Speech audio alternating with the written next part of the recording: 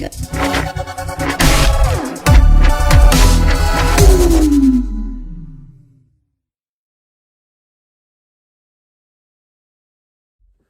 everybody, it's Benny One, and I'm back at you with another Friday the 13th review, everybody, and we're reviewing Friday the 13th Part Deuce, number 2, everybody, that's right.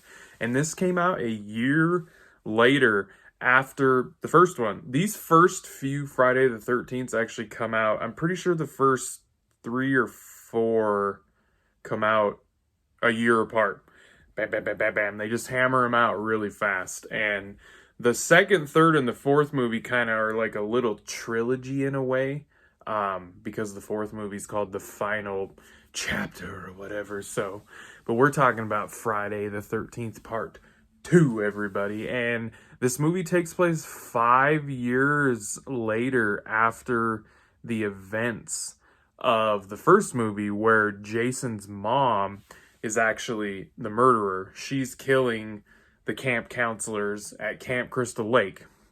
So this takes place 5 years later at a camp that is just across the lake from Camp Crystal Lake. And we have a whole new group of camp counselors, of course.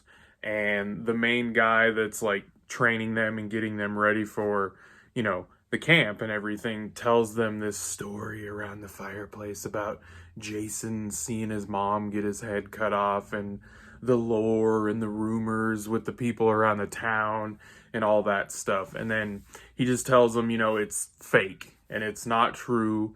But he does tell them, though, that don't go over to Camp Crystal Lake because it is condemned, it's closed off, you will get arrested, the police don't want you there because of what happened earlier. So, and in this one, we get to see Jason actually shine and take the spotlight in his franchise.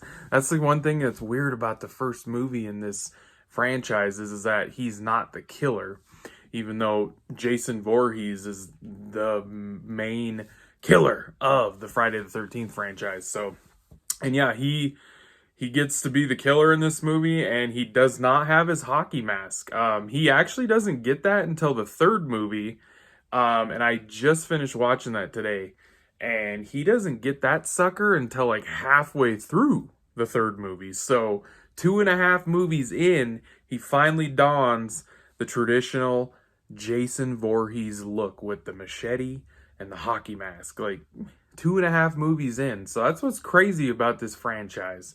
But he wears a bag, like a potato sack bag or something like that, with some blue overalls, and it has one eye where he can see out of. Like, that's his look in this movie. And they kind of do the same thing that they did in the first one, where they don't really show, they don't show anything like up above his like waistline pretty much until almost the end of the movie, kind of like they did with his mom in the first one. They just show him walking, his legs and his boots, and then they show like the hand doing the machetes or the knife or the axe or the pitchfork, whatever he's killing people with, because he kills people with whatever in the hell he can get his hands on, basically.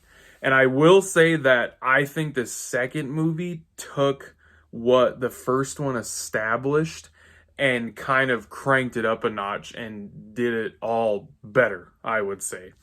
And the kills are more brutal. Like, I think the kills are a lot better in this movie.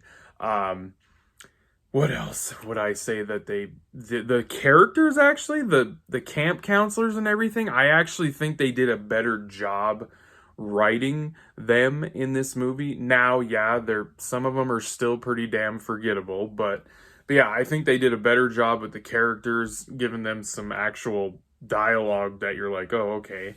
But the kills, for sure, like, are most definitely better in this movie and more gory and brutal. And the one that sticks out to me, which this is horrible that this sticks out to me, but there's a guy in a wheelchair in this movie, and he gets the machete right through the front part of his face, and then somehow his body in his wheelchair goes off of this porch deck that's on the main building at the camp, goes down those stairs, and then goes down this huge flight of stairs that's at the camp, like with the machete in his face and shit. And then it does the slow motion pan out, white out zoom thing from him going down the steps. It's crazy. I was like, whoa. The dude in the wheelchair had like one of the most brutal deaths in this movie for sure. There's a guy that gets hung upside down with a rope and he just slits his throat. Yeah, like, and they keep a mystery of like what he looks like I said, until the end of the movie. So, but yeah, I mean, overall, I just think that this movie improved upon the formula and the groundwork that the first one laid out. The kills were better. The characters were a little better. They still were not the greatest, though. I'm not, like, that's the thing about all these movies is the characters they're not that great in most of these movies. His mom actually has a big presence towards the end of the movie when we get the final showdown. Because Jason has this, he's built this like hut, shack, house, nasty looking housing out in the woods, and he's got his mom's head like in a room in there with a shrine and everything, and that's where he's like dumping all the dead bodies and shit, and like that's how the main chick gets out of him killing her, basically, is she puts on his mom's sweater. Ugh.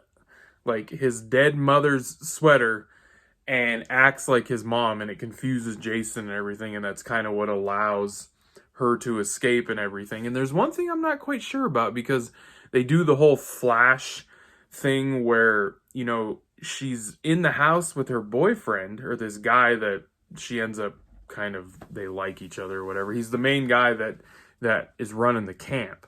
And they're in the house together, and it does the whole thing where Jason comes busting through the window and everything, and he doesn't have his potato sack on, and he looks nasty. His face is all deformed. He's got long, ugly, greasy hair. But then it flashes out of that, and she's on a stretcher going in an ambulance, and the guy, her boyfriend, camp counselor running guy, is not there, and she's mumbling about something. So it did the same thing that the first one did, where Jason comes up out of the water and pulls her down in the boat and everything. That chick, the main chick from the first one, actually dies in the beginning of this movie. Jason literally goes and finds her in a town.